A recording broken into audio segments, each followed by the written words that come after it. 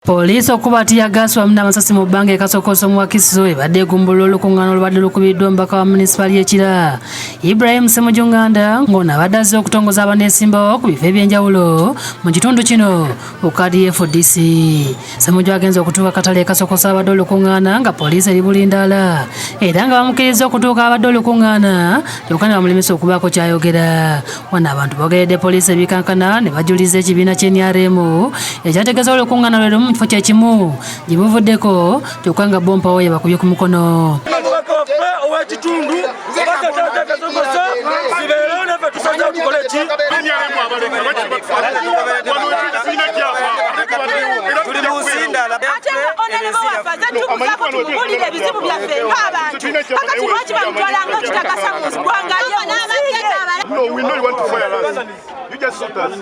Abapoliisi beegayiridde Ssemujju okudda mu mmotoka kyokka ne yeerema era libaleeta eribusa ne zireeta DPC w'Ekira Shifa Kiribwa naye n'agezaako okwogera ne Ssemujju okudda mu mmotoka kyokka n'awalira era bw'atu n'akola ng'amateeka bwe galagira n'alagira abapoliisi okukwata Ssemujju olw'okunyoomoola ebiragiro bya poliisi.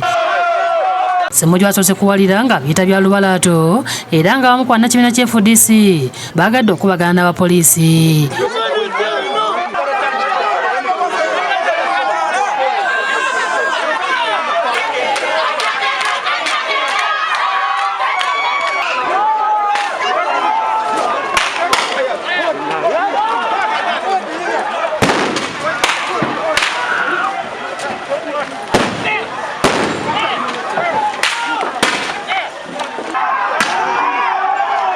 Wano poliisi gisuseeko netandika okubatiya gaasi ssaako n'amasasi mu bbanga okubagombolola nga wakati mu kanyoolagano kano waliwo omukazi ow'olubuto agudde n'akosebwa bya nsusso akabuze katatunkemu eriiso.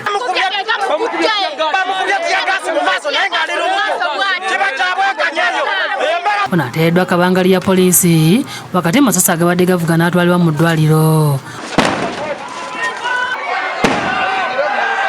Joel Mukeera yakusakidde eggulu eno ku lwa Bukedde TV.